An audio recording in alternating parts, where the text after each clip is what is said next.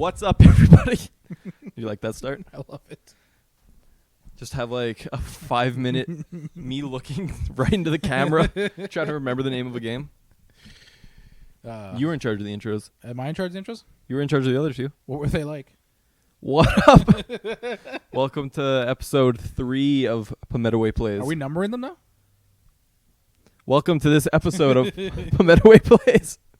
No, you got to do it. Welcome to episode of Pemetawe Plays. No, you don't do a number. You just say welcome to episode, and then you leave like dead air, and then you just have do like a voiceover. robot. Yeah, exactly. Welcome to episode 3. Exactly. Nice. All right. All right. Welcome to episode 3 of Pemetawe Plays. Now we're numbering it? Oh my god. Woo!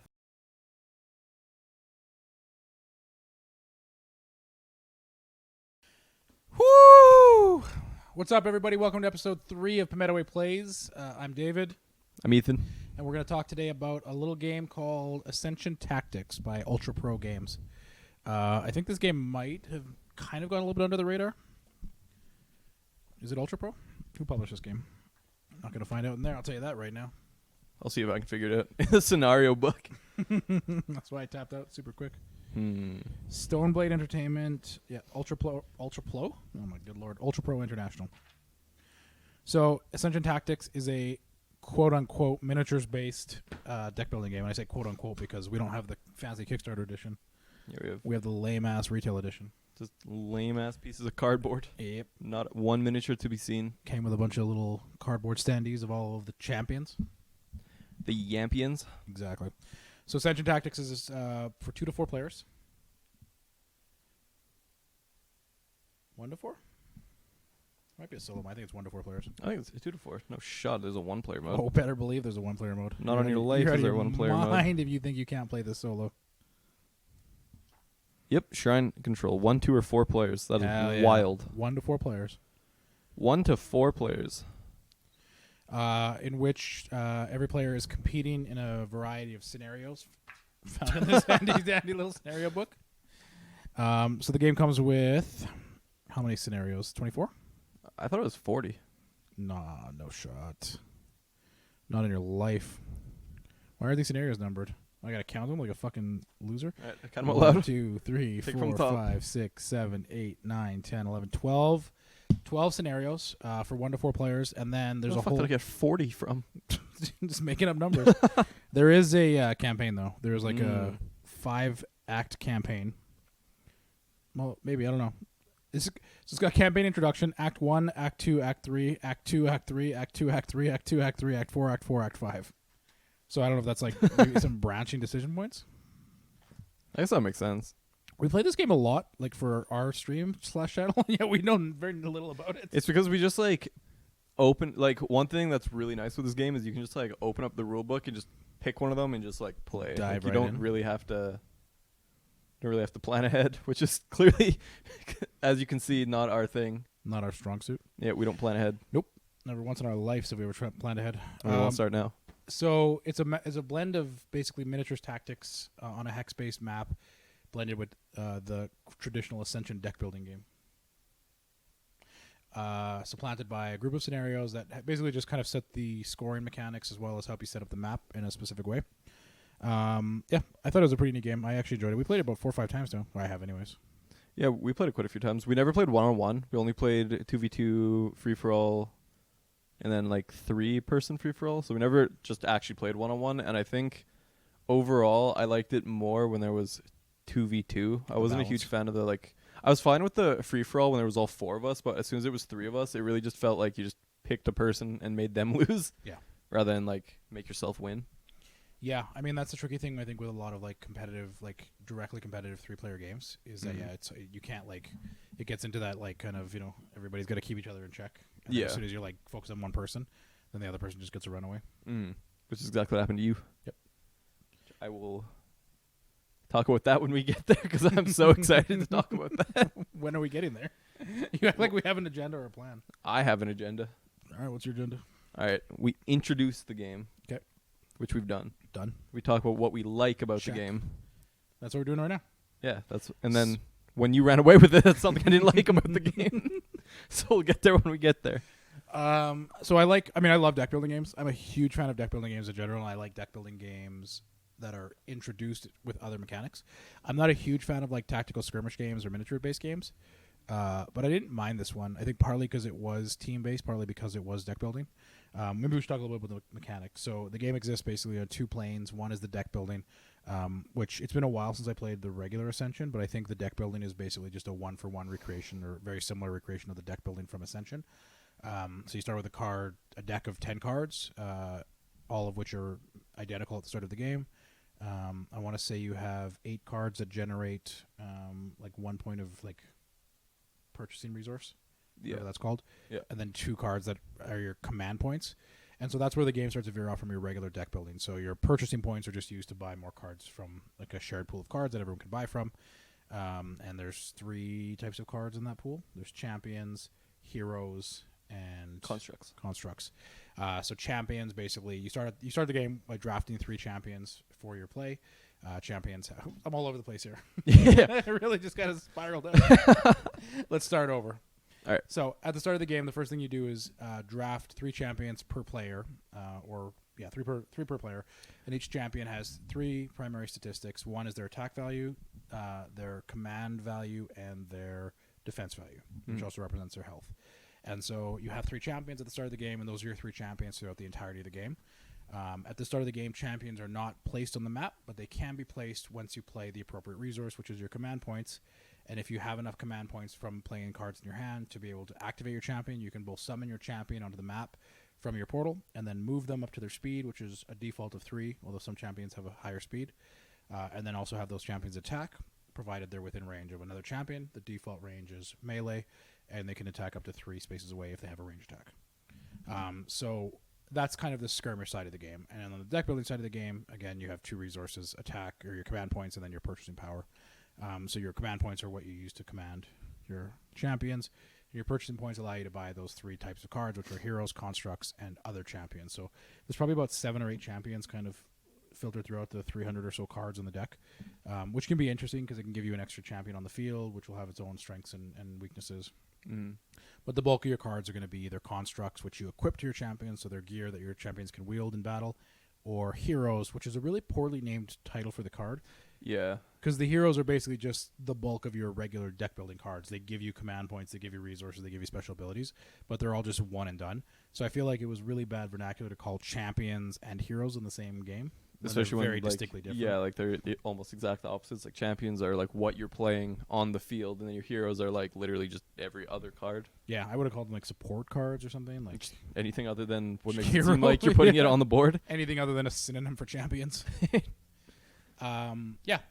Yeah, so that's kind of the bulk of the game, basically. So turn-based game, you play all the cards in your hand, discard everything, including your hands and the cards you played at the end of your turn. Any cards you acquired, unless they're champions, go in your discard pile. When your discard pile's empty, when your draw pile's empty, you shuffle your discard pile and drop to your hand limit of 5 at the end of every turn. That's basically the game in a nutshell. Yeah. So what I liked about the game was the deck building aspect. Like I said, I love deck building games. So I like deck building games that are layered onto other mechanics. So having the deck building there, being familiar with how deck building games worked really well for me. The skirmish side of things wasn't super complicated. We haven't looked at every scenario in the book, but the scenarios we played were all very similar in that they each had like little control points, and the control points gave you points at the end of every round that you had the majority of your units around any given control point. So it was very simple, just go to the point, control the point, a little bit of combat, but nothing like super deep. And again, because you only had 3 champions to start with, you didn't have a lot of like, there wasn't a lot of decision making, but in a good way. Like you weren't overwhelmed by options or having to manage like 20 different units or figure out what everything does or how they all work together. And the one thing that's nice with it too is that not all of them work the same. So all of them have, from what we saw, all of them had the same idea of like hold this point, earn points. But then there was one where there was one point that was like in the center. Yeah, like it was King of the Hill, where it was you weren't just around the point, you had to actually stand on the point, and as a person was on that point, from that point on pretty much I keep on saying the word point, except from that moment on one person was always on there like earning points, so it was like it's still points. I just want a little ding every time you say points. I'm just gonna shut up for the rest of the thing. I'll let you handle it then. Oh, They're all very different, yeah. and it's good. And the map layout was interesting too. Like, did you play the one where they had the little like guardian spots, or like you had to have the keys to open up the barriers, or was that what somebody else? I played the one where you needed the keys, not like Yeah. if there was like Yeah. any other thing. Yeah. So the map layout was pretty interesting. So the map tiles, there's only I think about 4 or 5 different types of map tiles. So you've got your shrines, which are pretty straightforward. You've got your little. That's your earn points. Yeah. You've got your portals where you summon in your champions. There's forest terrain, which just basically slows you down and blocks line of sight for range attacks. And then you have like this kind of like lava almost. yeah, poisonous thing where you could pass through, but it would damage your unit. And then there were also like a couple other like special things. So there were these areas where you'd have to like activate a gateway to be able to collect keys to be able to go through these magical portals. So it kind of gave you an extra like task to like block people off from getting to the area where you score. So yeah, there's like a nice diversity in maps. And then I think the board has one pre-printed map for like the default scenario and then a blank map. So presumably if you were really creative, I'm definitely not, but if you were creative, you could kind of come up with your own map structures as well. And I imagine there's probably like an online community that supports like creating of custom maps as well. The other thing we didn't talk about is in addition to the map tiles, there's also treasure tiles. So every scenario will have different layout of where the treasure tiles go. And the treasure tiles can be picked up by the champions as they move around the map. And they all give you a one-time bonus of usually attack or defense, or sometimes give you a special ability called Strike Back, which means if somebody attacks you, you attack them back, which normally wouldn't happen. So that kind of adds a little bit more variability because all of the champion statistics, or attack and defense, are all static. So kind of is a very streamlined, like, this is how much damage I can do, this is how much damage you can take. So I know if I can kill your champion not fairly quickly, but the treasures add a little bit of variability and a little bit of like tactic into when do I use this treasure because they were all one and done. So it added a little bit of variability there. The one other thing that's really nice too is all of the champions are like really unique. They're all like, they all really work in their own ways. So this is really going to sound like an infomercial, but like there like literally is one for everybody. Like I really liked the person who like you could split them up. So it was only one champion except it acted as two. Akara Psychic, I think. Yeah. And so like if you killed one, it would just like both of them would die. Except it was just interesting that it was like kind of weak, but then you could run around the entire map. And then there was the sensei had like very low attack, but like super high health. Like he had like 3 times the health of everybody else. So like he was really good at running defense. And then there was also the sniper. The bane of my existence. The sniper had 0 base attack, but would gain bonus to his attack based on the highest card you played. So it really incentivized a specific type of deck building. Yeah, and then also like if you put the constructs on him, then like you could just have a sniper that was just running around. And that was a nice thing too, is that even if a champion had a specific weakness or gap, like you could always backfill those weaknesses if you build your deck properly and you get the right constructs to be able to substantiate those weaknesses. There was the bomber, the Mad Bomber, I think is his name. The Nihil Bomber. Nihil Bomber, yeah. So that was a lot of fun. So he basically just like he just runs in and instead of attacking, he can just explode himself and deal his damage to every champion within 3 spares or something like that. So he kills himself, but also like takes everyone else with him, which was a lot of fun. Yeah. Yeah. I mean, all in all, like there's a lot of variety. I think there's 26 champions altogether. Or is that including the ones inside of the deck? I think it might be. Let me double check here. And then also, I think too many books. True. All of the scenarios, they have recommended champions that you can play for each team. So it's like on blue team you want these 4, and on yellow team you want these 4. 24 champions that you select at the start of the game, plus whatever the assortment is. Nice.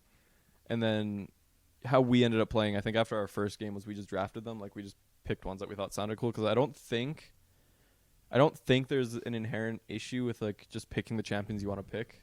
The only challenge is that every champion has a different command value, and so in addition to being able to buy and play cards that give you command points from the deck building side of things, every character also had a shrine that would also give you a default of 2 command points every turn. So one of the challenges is if you are building your own set of champions, you want to be mindful of having like a balance between low and high cost command points. I think the lowest was 2 and the highest was 4. So if you had all champions that were 4, you might stall out pretty quickly on being able to generate 4 command points until you've had 3 or 4 rounds of deck building. Whereas if you have like a 2 or 3 point champion, like it's a lot easier to get those mobilized. But then again, if you only have 2-point champions, I think they are a little bit weaker statistics than the 4-point champions. So there was a balance there, but I think beyond that balance, I think the other aspect of it too is that the game breaks down into 4 different like subgroups of cards. So there was like the void cards, the mechana cards, life and void. Life, life, void, mechana, and then like the blue one, whatever the blue one was called. But they do have like some synergies, right? So there's a mechanic in the game called oh god, what was it called? The Allegiance. Yeah. So if you play a card that has the same allegiance, Enlightened was the other one. So if you have like a card that has Enlightened allegiance, then if you play another Enlightened card, then it'll give that benefit. And some champions have those allegiances as well. So there could be a strength towards just playing like all Enlightened if they all have Enlightened allegiances, and then just try to build in a straight Enlightened deck. But again, depending on how many players you're playing with and how quickly the cards are turning over in that common pool, you may not get the cards you need. So yeah. You want to talk a little bit about the iPhone version? It sucks. It was awful. It was the worst experience I've ever had. And I think that's all that we have to talk about it. Perfect. You got to put a link to that in the... Nope. I don't think anyone should even look at it. It was the worst thing they've ever done. I didn't actually even think to download the iPhone version. So we didn't talk about Ambush. So yeah. Some of the cards in the deck have an effect called Ambush, meaning that once you buy the card, and only at the time that you buy the card, you can trigger a specific effect. So there was one card that let you execute a champion anywhere on the map. Yeah, which is what I was about to talk about. But that was an ambush effect. So it was a one-time and one and done, which is a very powerful effect, and it can really shift the game. But it was a one-time thing. There was another card, I believe, that when you equipped it, it was a construct, and when you equipped it, I believe it let you get a card for up to 5 value for free. Yeah, that was very powerful. But again, I mean, like there's a strategy around that, right? When a construct is equipped to a champion, it stays equipped to that champion unless the champion is defeated, and then the construct then moves into your discard pile. So the trade-off is just don't kill that champion, right? Yeah. Well, so my main issue I had was when we had that one stomp that you had against me and Cam, where the scenario that we were playing, we were spawn trapped, and like we couldn't move. And then I spawned my champion, and I loaded him up with like 4 constructs, I think. Ran him over to the side and was hiding where no one could like find him. And then you purchased that card Ambush and one-shot my person that had like 18 health and 20 attack. And then also that card is a construct, so when you equip it onto a champion, I think it does 10 extra goddamn damage. So not only you one-shot me, but then you corner trapped us and we couldn't move because you were one-shotting us with this item. And like it just feels weird that there's a few like... Obviously, I don't think you can make like a perfect game. I think there will always be a few outliers, but I think that card was the worst one because we only ever played with that card twice, and the 2 times we played with it, it was an issue. I also think it was situational too. Like, I mean, I think it's one of those games. I do think it's a very tactical game, and I mean, it's right in the name. Ascension Tactics. But I think it's just like learning counterplays, and like I think there's a lot of depth to this game. The counterplay to removing my champion from the board. I mean, don't put all your eggs in one basket, right? Like. I couldn't spawn. He spawn trapped me. Be better. I had to load him up so we could run out there. He just smited him. My point being is that like that smite was like just a one-time thing, though. Yeah. I wouldn't have been able to continue smiting him over and over, which does get into a bigger point. I think the other thing that neither of us liked about the game, and this is an easy fix for a homebrew thing, but the game only plays to 30 points as a default of all the scenarios we played, and you were getting anywhere between 3 to 9 points per round or 3 to 8 points per round if you controlled all shrines. So like I like, and this is really a personal issue. I don't think it's necessarily a problem with the game. I think that like again because it's a lot of depth, I think there's a lot to be said about like having shorter skirmishes and then being able to like reset and play again in a shorter amount of time rather than playing for like an hour and a half. But I like games, especially deck building games. If I'm having fun playing, I want to continue playing. And to me, it just like personally, I felt the game ended a little soon, which again is an easy thing to dial in. If you feel that way, you can always just play to 40 points, play to 50 points, and if you don't feel that way, just play to 30 as designed. I don't know if it's just like a personal issue with just like how I play like board games and like video games, where if I'm playing them, I like to kind of like spend all my time on that like one round or that one game or whatever.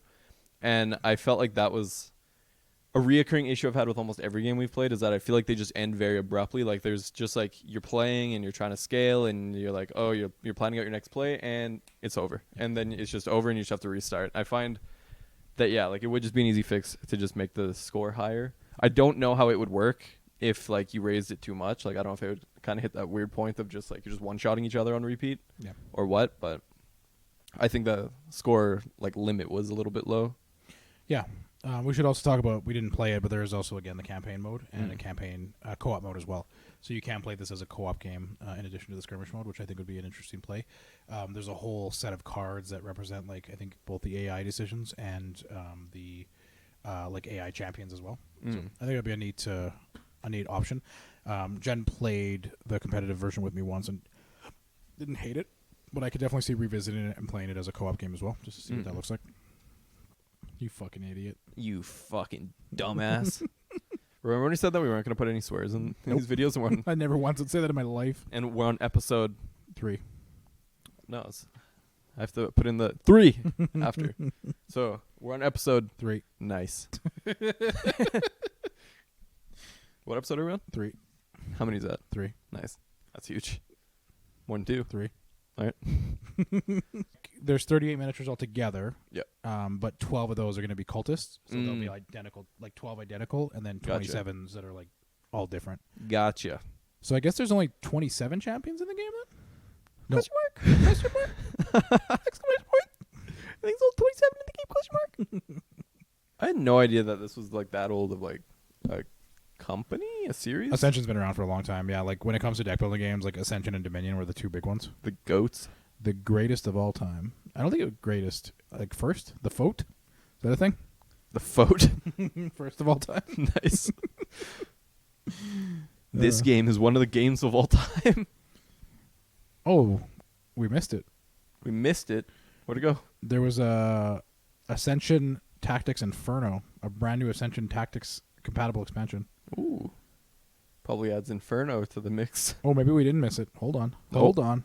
There's still time. Stand down, everybody. We still have time. Oh, yeah. We're definitely bringing this in. Oh, yeah. We're back starting? Is that how you do it? We're back starting this kickstart. Yeah. Ascension Tactics Inferno. When's that coming out? It just says coming soon. Nice. Standalone expansion to the incredibly popular Ascension Tactics Okay, game. relax. I do like that. Incredibly popular. Everyone and your mother know, and your mother specifically knows about it. Not everyone and their mother. Everyone and your mother specifically. Like, I like the game. Oh, I'm curious to see like how popular it was. Like, I'm just looking at the Kickstarter campaign now. Now we've really got off track. I mean, they raised almost $500,000. It is pretty good. That is pretty insanely popular. $500,000. Half a band. Yep. Half a stack. But yeah, overall, I think this. I feel like I say this with every game. I'm really bad for this, especially with movies. Where after I see a movie, I'm like, "That's my favorite movie I've ever watched," and then I'll watch a new one. I'm like, "No, that's my favorite movie." But I think of every game we've played, including ones like Luns. Nice. I think of every game we've played, including the ones on and off stream, like even for like YouTube videos. I think this is the one I've liked the most out of all of them so far. That's now I'm getting flashbacks to when Emily used to sit on the couch and I used to make her rank all the games we played. Well, I have been ranking all my games, and this one's ranked the highest. This one's number 1. This one's The GOAT? Yep, I was gonna say this one's the Fote and the GOAT. It's not the Fote. I thought it was the first of all time. First game. Ever? Yeah. This one. That's what I'm saying. It's not. I'm saying Dominion and Ascension were the first deck builders. Yeah, the Fote. Okay. The first deck builders of all time. Name one that was existing before this game right here. Well, this is Tactics. I'm talking about regular Ascension. Yeah, me too. Oh, my good lord. And I hated it. It was on the phone. You're killing me. You're killing me. Either way, this one's the GOAT and it's my Fote. I vote this GOAT and it's a Fote. Last night I made an Orange Crush float. How was that? It was really good. Bars. That was so shitty. Well, I was gonna say, do you want to rate the game? That really fucking fell apart real fast. That was the best part of the whole video. That's true. It's weird. I really feel like me and you have a tough time, like, being serious and making it entertaining. We're either serious and then we're entertaining, and we go back to serious. We don't have to be entertaining. We just have to be informative.